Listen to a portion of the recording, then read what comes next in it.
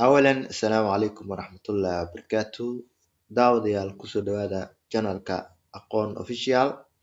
haddii aad naga daawanayso dhanka youtube-ka, sidoo kale haddii aad nagala socoto facebook page-ka aqoon online, kusoo dhawaada muuqaalkan like garee, saaxiibadaada la wadaag, haddaad ku cusub tahayna follow ama subscribe nasoo dheh. mahadsanidin. waxaan qaadan doonaa ama xalin doonaa imtixaanka 2023 la galay fasalka form 4. maadada aan xalin doono waa maadada physics-ka, qaybtii koowaad part 1 ayaan ku bilaabi doonaa. waxaan la socodsiinayaa aniga Cabdinaasir Cali Axmed. daawasho wacan. sidaa ujeedaan halkan waxaa kugu qoran Ministry of Education, wasaaradda waxbarashada waaye, tacliinta sare. national exams, imtixaanaadka qaranka ee la qaado waaye, May 2023. maadaduna waa physics. waxaad haysataa 2 hours. waxaa lagaa rabaa marka inaad ku jawaabtid buugga jawaabaha inaad ku jawaabtid. part 1 ayaan ku hormaraynaa. multiple choice questions waaye, su-aalo goobogelin waaye.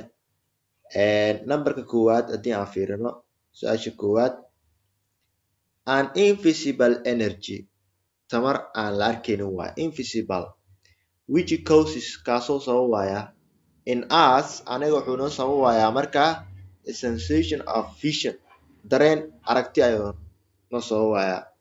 scolet, kaasaa loo yaqaanaa a light rays, b infrared rays, c ultraviolet rays, d radio waves. haddaba jawaabta saxda ah marka waxay noo noqonaysaa xarafka ay ku xusan tahay a oo ah light rays. lightka ayaa wuxuu yahay an invisible energy.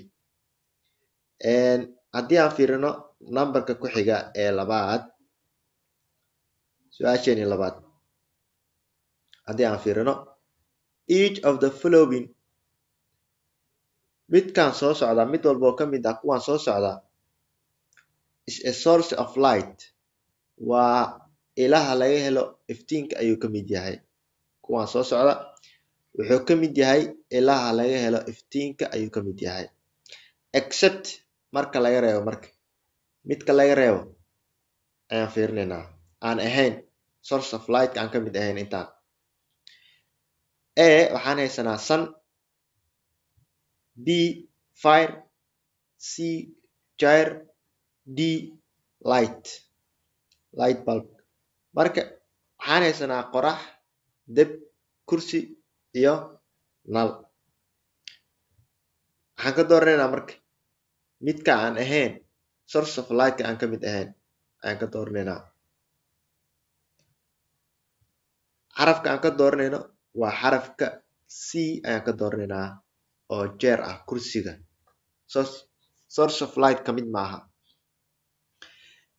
numberka saddexaad, the SI unit of halbeega lagu cabiro capacitance-ga waxaa loo yaqaanaa a farad, b ampere, c coulomb, d newton.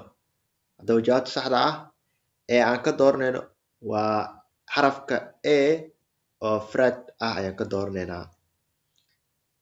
su-aasha afaraad, haddii aan fiirino, a wave has a frequency, wave ayaa wuxuu leeyahay, ama hir ayaa wuxuu leeyahay 10 hertz waaye. calculate, waxaa xisaabisaa the period, aminta xisaabi. marka period maxaan ku helaynaa, t waxay la mid tahay dhaanay hal loo qeybiyey f, hal loo qeybiyey f. haye hal haddaa u qeybino f meeq waay, 10. waxay noqonaya marka 0.1. jawaabta aan ka dooranayno waa xarafka b ayaan ka dooranaynaa, oo 0.1 second ah. numberka ku xiga ee shanaad haddii aan fiirino, waxaan haysanaa the wave that propagated through a medium noun as wave gudba ama mara medium ama dhextaal mara waxaa loo yaqaanaa A pendulum, B period, C frequency, D mechanical wave. haddaba jawaabta saxda aan ka dooranayno waa xarafka D oo ah mechanical wave ayaan ka dooranaynaa oo ku xusan tahay xarafka D ayaan ka dooranaynaa. haddii aan fiirino nambarka 6 su-aashani 6 haddii aan fiirino waxay noqonaysaa sidaan noqonaysaa marka. Which one of the following is used for reading fine prints? kuwan soo socda midkee baa loo isticmaalaa aqrinta waxyaabaha la daabaco kee baa loo isticmaalaa in lagu aqriyo? A concave lens, B convex lens, C blind mirror, D convex mirror. haddaba jawaabta waxay noqonaysaa xarafka B ayaa loo isticmaalaa oo ah convex lens ayaa la isticmaalaa. nambarka 7 sunlight qoraxda ama iftiinka qoraxda is wuxuu yahay A pentachromatic, B monochromatic, C polychromatic, D tetrachromatic. iftiinka ama sunlight sidaan ognahay wuxuu ka kooban yahay kalaro badan ayuu ka kooban yahay marka wuxuu noo noqon doonaa C oo ah polychromatic ayuu noo noqon doonaa xarafka C ah maadaama lightka aan naqaano inuu ka kooban yahay kalaro badan. nambarka 8 the electric current which flows electric current-ga raaca ama qulqula in a constant direction jiho constant ah waxaa loo yaqaanaa A alternator, B direct current, C alternating current, D static electricity. haddaba jawaabta saxda waxay noqonaysaa current-ga direction-kiisa oo constant yahay wuxuu noqonayaa direct current ayuu noqonayaa oo ah koronto toos ah ama dib toos ah direct current ayuu noqon doonaa. nambarka 9 the angle of incidence xagal soo dhicista whose angle of refraction xagal qaloocankeedu uu yahay 90 scolet waxaa loo yaqaanaa A angle of incidence, B glance angle, C critical angle, D refracted angle. jawaabta saxda aan ka dooranayno waa xarafka C oo ah critical angle xagal qeyrqeyrka ayaan ka dooranaynaa oo C ah. haddii aan fiirino nambarka ku xiga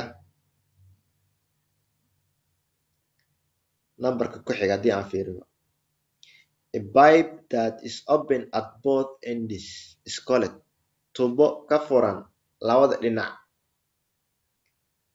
waxaa loo yaqaanaa A half closed pipe tubo hal dhinac ka xiran miya, closed pipe miya, half open, D open pipe. haddaba jawaabta saxda ah waxay noqonaysaa xarafka D oo ah open pipe oo ku xusan tahay xarafka D. aad waa mahadsantihiin muuqaalkan hadduu kusoo gaaray mar kale saaxiibada la wadaag channelka haddaa ku cusub tahay subscribe saar muuqaalkana like garee